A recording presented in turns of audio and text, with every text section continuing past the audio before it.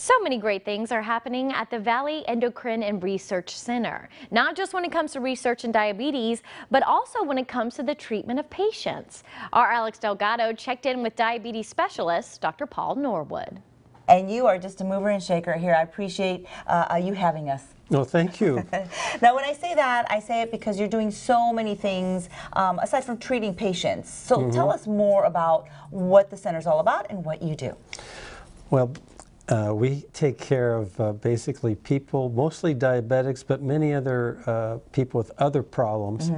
And what we're searching for are new medications to try in people and their ailments. Now, for instance, when I started off with medical, in diabetes 30 years ago, we had two medications, insulin and a sulfonylurea. These two medications. Now we have dozens of medications. Before it was almost impossible to get the diabetes under control. Now with the new medications, we really are much more successful. Wow. We're working on, they have new machines, we have these pumps that actually can read the blood sugars, and the pumps give insulin as needed. Can you imagine? And it's all happening here in the Central Valley. It's all happening here in the Central Valley. And yes, we have the largest diabetes research center in the United States here in Fresno. Wow, wow. Is that because so many people suffer from diabetes here? That's exactly right. We have a large Hispanic population, as you know, and unfortunately for Hispanic people, truthfully not Hispanic people, Americans in general just have a very, very soft, happy life where they are having a party all the time. And when the party's over, they get scared, right? That's when they come to you. That's right. Oh, and they come in, they go, where'd that 10 pounds come from? How come my blood sugar is up? I don't get it. Well, maybe it's that party you have every Friday night. Yeah. But thankfully, we have you who you're working on a lot of different things. So let's get through them. First of all, you mentioned weight loss. You're working on that. Right. Right? Right. We have medications called a GLP-1. And that medication that's already on the market, they're going at higher doses now. Wow.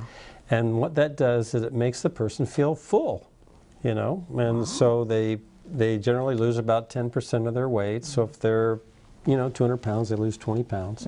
And in the same time, it controls their diabetes. So we're trying to go higher and higher on these GLP-1 medications. What about the generic drugs when it comes to diabetes? Oh, that's a good question. Yeah. As you know, medications are, in my opinion, too expensive.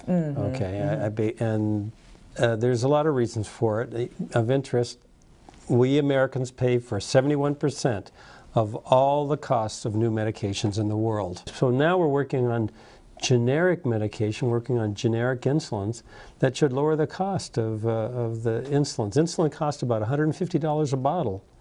And this will, this should take it down possibly by half or even more. It's hard for me to even say this word. Yeah, triglyceride. Triglyceride. Yeah. Okay, describe what that is and how you're working to control that in many of your patients. Okay. Well, triglycerides are literally, it is fat in the blood, floating around in the blood, fat globules. And naturally gets paced along the arteries. It can, if their levels are high, it can cause inflammation of the pancreas, and when the pancreas gets inflamed, it's very painful. But now we have this wonderful medication for cholesterol. It's an antibody, and it lowers cholesterol to virtually nothing. Wow. But we have the same thing for triglyceride now too. So we give an antibody that lowers the triglyceride level. Wow. And it's very promising. Yeah.